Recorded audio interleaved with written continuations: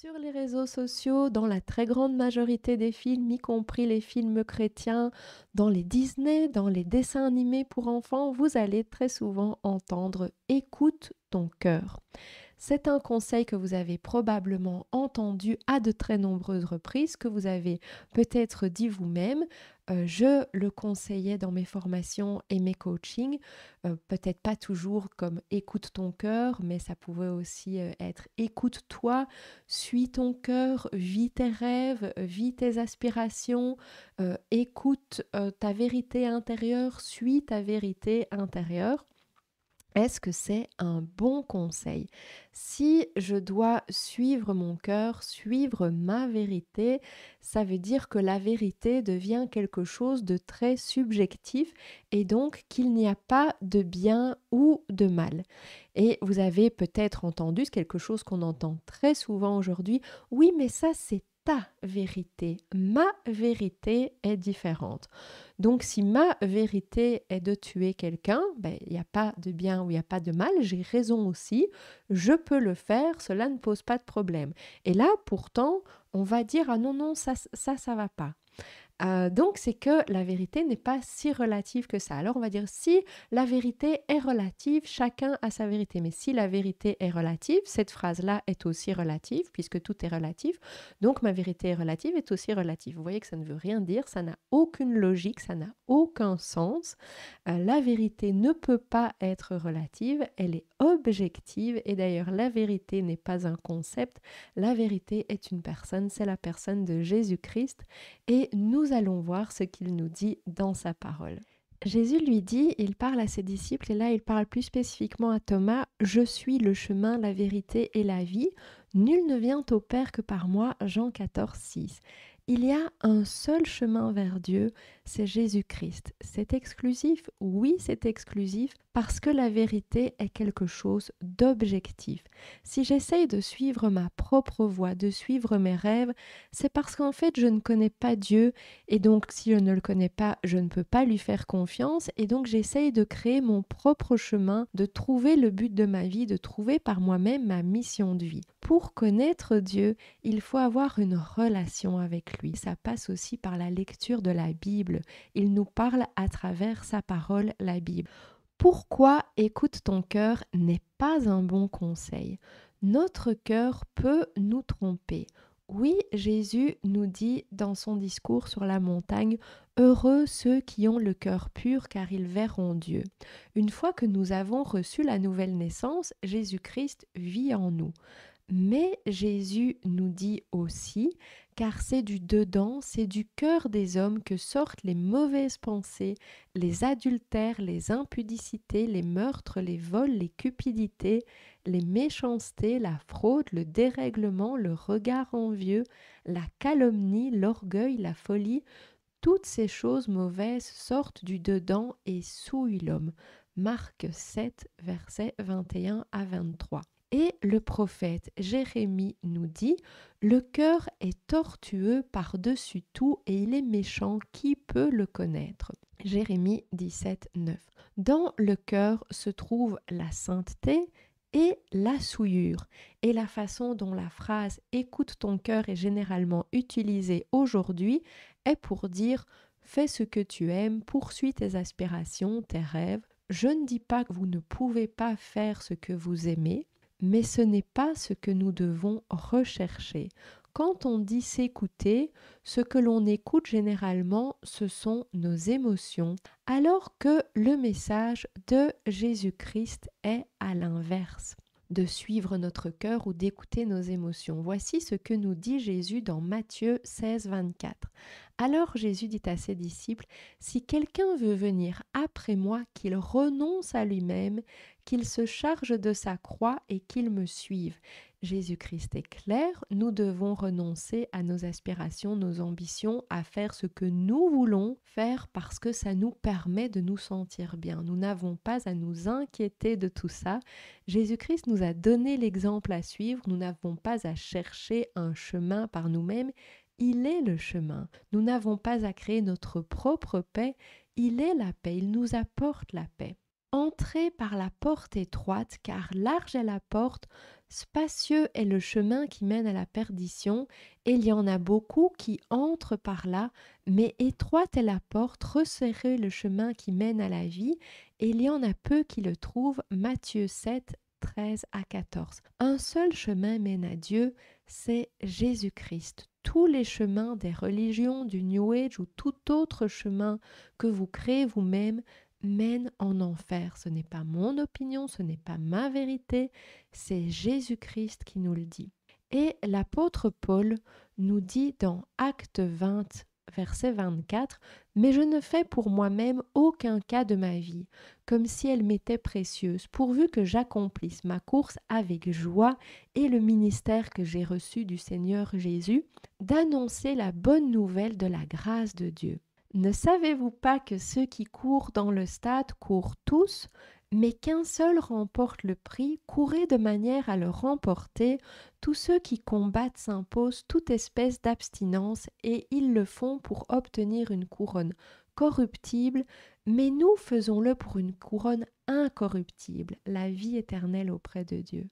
Moi donc je cours non pas comme à l'aventure, je frappe non pas comme battant l'air, mais je traite durement mon corps et je le tiens assujetti de peur d'être moi-même rejeté après avoir prêché aux autres. 1 Corinthiens 9, versets 24 à 27. Son seul objectif était Jésus-Christ et c'est l'exemple que nous devons suivre. Et dans la lettre aux Hébreux, nous donc aussi, puisque nous sommes environnés d'une si grande nuée de témoins, rejetons tout fardeau et le péché qui nous enveloppe si facilement, et courons avec persévérance dans la carrière qui nous est ouverte, ayant les regards sur Jésus, le chef et le consommateur de la foi, donc celui qui perfectionne notre foi, qui est en vue de la joie qui lui était réservée, a souffert la croix, méprisé l'ignominie et s'est assis à droite du trône de Dieu.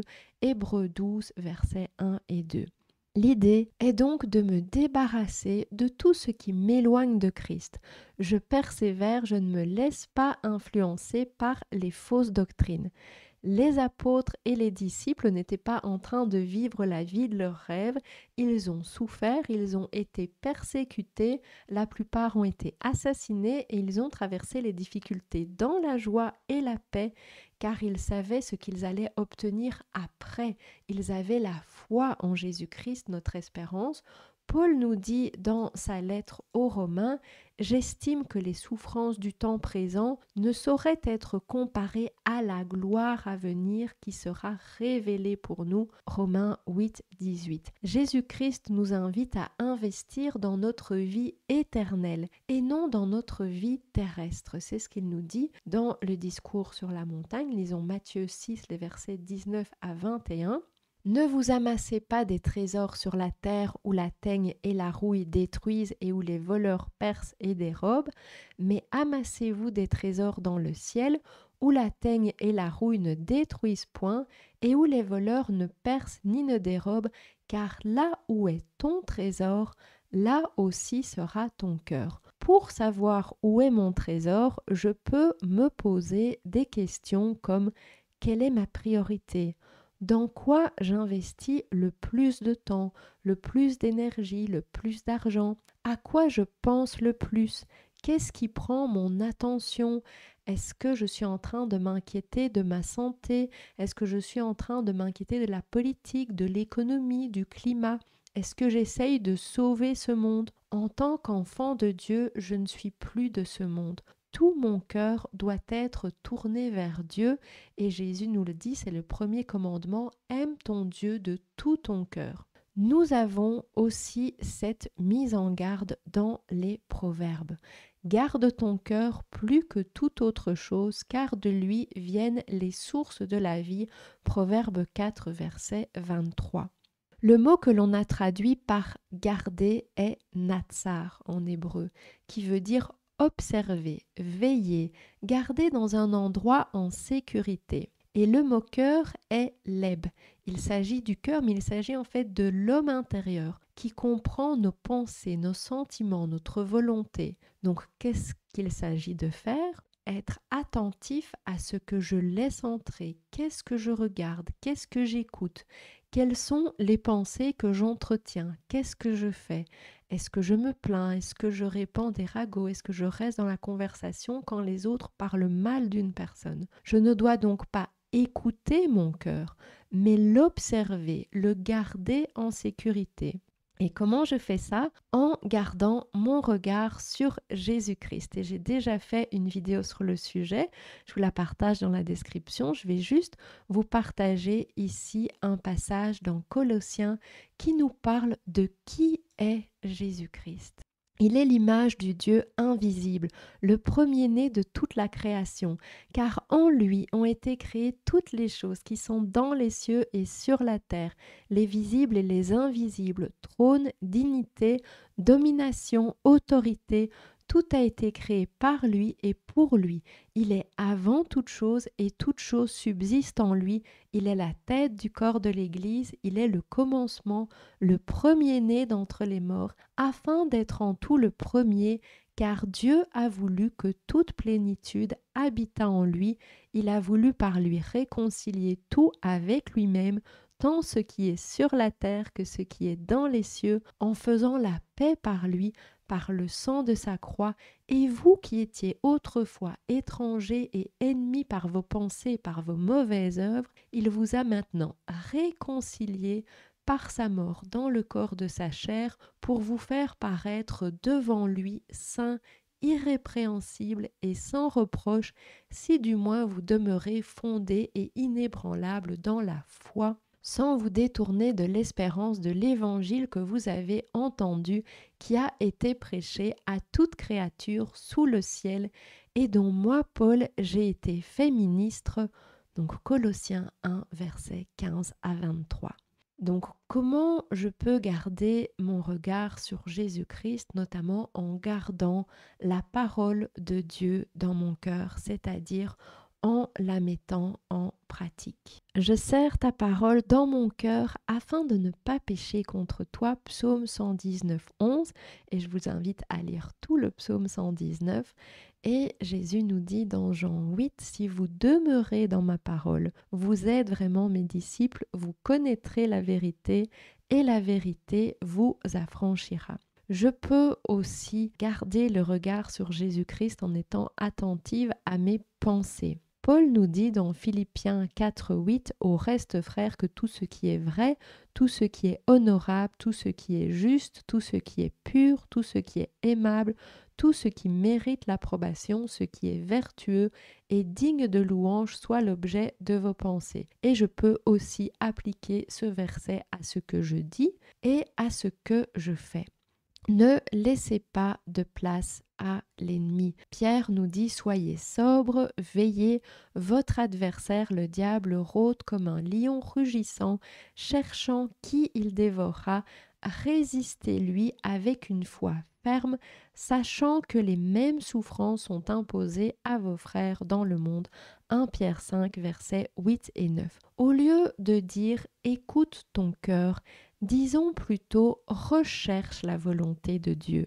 Et ce n'est pas quelque chose de mystérieux et difficile à trouver, il nous suffit de lire la Bible et nous découvrirons quelle est sa volonté pour notre vie. Si vous m'avez écouté jusqu'ici, c'est que très probablement vous avez déjà donné votre vie à Jésus-Christ, mais si vous arrivez ici par curiosité et que vous n'avez pas encore une relation avec Jésus-Christ, voici la bonne nouvelle. Nous avons tous fait des erreurs, nous avons tous dit ou fait quelque chose dont nous ne sommes pas fiers ou que nous regrettons. Tout comme ne pas respecter une loi a des conséquences, notre séparation avec Dieu a un impact important. On le voit ici dans Romains 3, la Bible nous dit car tous sont péchés, et dans Romains 6, le salaire du péché, c'est la mort. Le péché a des conséquences, il nous éloigne de Dieu, c'est la mort spirituelle. la séparation avec Dieu pour l'éternité.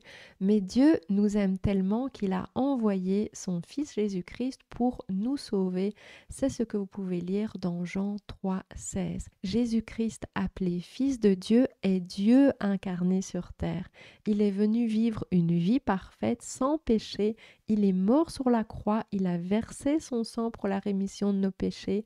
Il a été enterré et il est ressuscité 3 jours plus tard. Sa mort et sa résurrection ne sont pas un mythe, il s'agit d'un fait historique confirmé par de nombreux témoins oculaires et pas seulement les disciples, plus de 500 personnes l'ont vu après sa mort. Ce n'est pas juste une histoire ordinaire, c'est l'histoire la plus importante pour l'humanité. Être sauvé, avoir la vie éternelle auprès de Dieu n'est pas quelque chose que l'on peut gagner par nous-mêmes, n'est pas quelque chose que l'on peut mériter par nos bonnes actions. Vous voyez ici dans Romains 5, mais Dieu prouve son amour envers nous en ce que lorsque nous étions encore des pécheurs, Christ est mort pour nous. Dieu nous aime même quand nous sommes séparés de lui, même quand nous sommes dans la rébellion. La vie éternelle est un cadeau gratuit de Dieu qui est accessible à tous, y compris toi qui écoutes cette vidéo. La Bible nous dit comment obtenir ce cadeau merveilleux. On le voit ici dans Éphésiens 2, car c'est par la grâce que vous êtes sauvés par le moyen de la foi.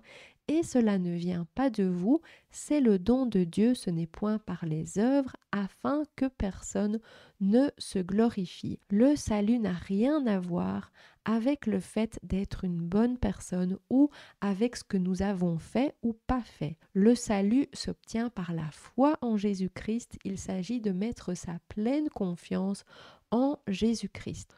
Dieu a accompli de la sorte ce qu'il avait annoncé d'avance par la bouche de tous ses prophètes, que son Christ devait souffrir. Repentez-vous donc et convertissez-vous pour que vos péchés soient effacés, afin que des temps de rafraîchissement viennent de la part du Seigneur. Croire en Jésus-Christ, ce n'est pas juste croire qu'il existe ou croire aux faits historiques, c'est mettre votre pleine confiance en lui et uniquement en lui pour votre salut, pour aller au paradis.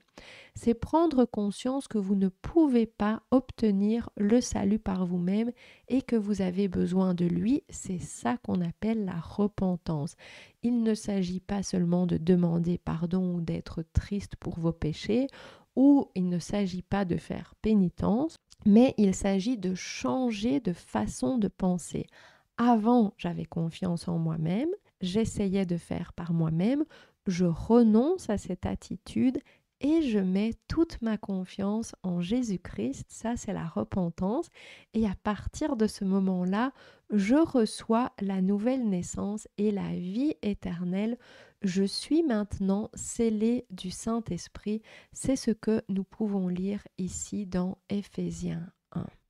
Et dans Tite, nous pouvons lire « Car nous aussi nous étions autrefois insensés, désobéissants, égarés, asservis à toute espèce de convoitise et de volupté, vivant dans la méchanceté et dans l'envie, dignes d'être haïs, et nous haïssant les uns les autres, mais lorsque la bonté de Dieu notre Sauveur et son amour pour les hommes ont été manifestés, il nous a sauvés, non à cause des œuvres de justice que nous aurions faites, mais selon sa miséricorde par le baptême de la régénération et le renouvellement du Saint-Esprit qu'il a répandu sur nous avec abondance par Jésus-Christ notre Sauveur, afin que, justifiés par sa grâce, nous devenions en espérance héritiers de la vie éternelle. Le Saint-Esprit vient vivre en nous jusqu'au jour de la rédemption et il va commencer une transformation en nous qu'on appelle la sanctification et on va donc constater des changements dans notre vie quand on a reçu la nouvelle naissance. Et vous pouvez être sauvé maintenant, n'attendez pas, vous ne savez pas quand vous allez quitter cette vie, même si vous êtes encore jeune, vous pouvez mourir à tout moment.